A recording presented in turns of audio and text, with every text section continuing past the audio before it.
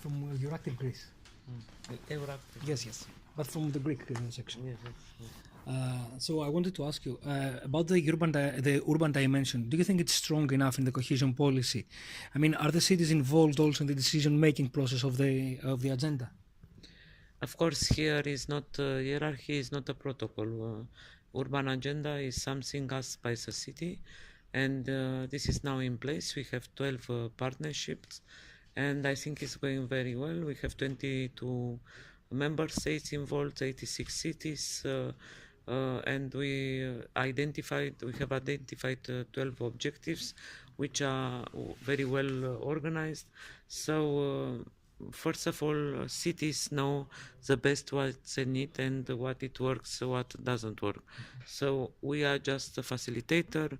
It is not something imposed from above. It's something asked by the cities, by the member states, and during the Dutch presidency, we have achieved to do this.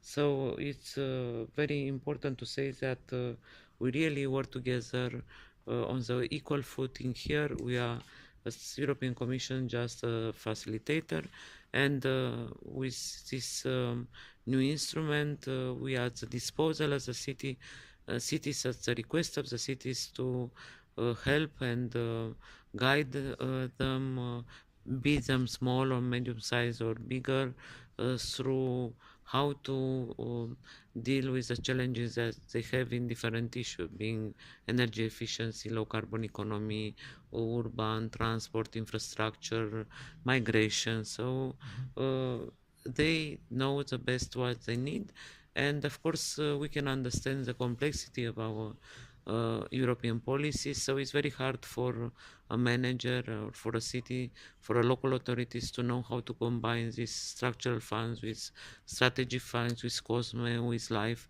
So we are here to help them to make these synergies and to implement the projects which had the real added value in the life of the citizens.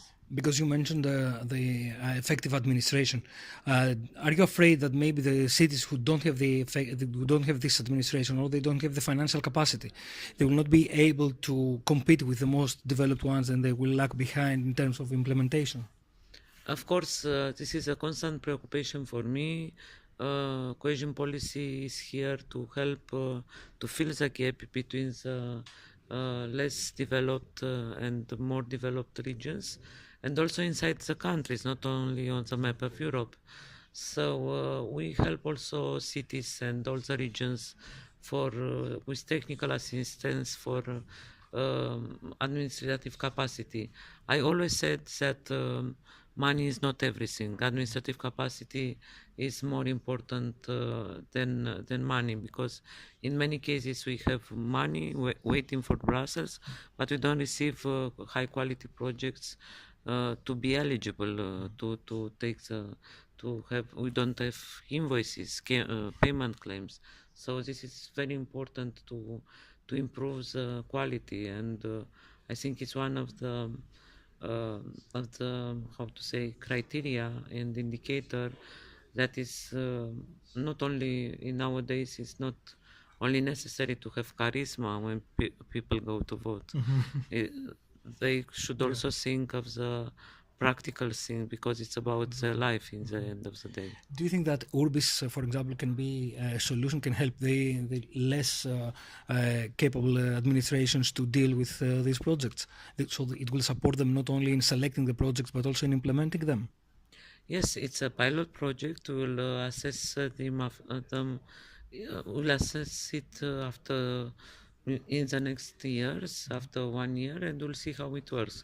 So it is working on the request of the member states on different type of projects. The cities decides if they need guidance or advice, or how to advise how to pull all the resources together, and we will accompany. It's a common project done by DigiRegio and European Investment Bank, and we are at the disposal of the cities if they will ask for this in different projects. We started. It's working from today, so from tomorrow all the cities from Athens to Rotterdam could apply and ask for support. Okay. Do you see in general that there is a shift between where urban development projects are moving out of the cohesion policy towards mainly the new financial instruments, so that they go more to the EIB than to the cohesion policy and DG Regio? I think it's very important to combine the funds because public sectors, public money will never be enough for the needs that the cities have.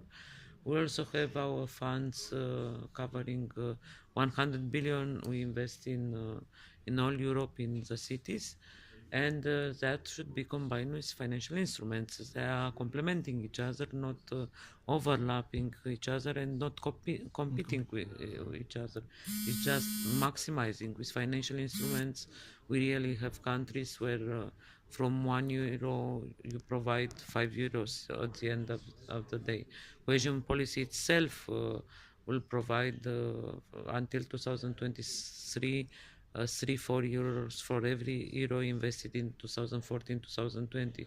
So I think since using a financial instruments together with the structural funds and the Juncker's plan is very important.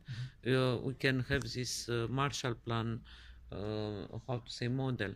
Austria and Germany, they still have money cycling. They are reusing money from this Marshall Plan, which was done 70 years ago. So I think it's very important to have this in mind in order to.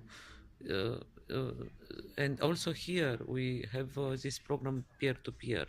So some countries, financial instruments were not used very much in 2000 2006. They started to be used 2007 2014 programming period, but in the next in this programming period, some countries double so use of financial instruments because with all the reluctance they had in the beginning, now they realize that it is really possible from €1 to double or triple this money. Thank you very much. Thank you. Not Greece, no.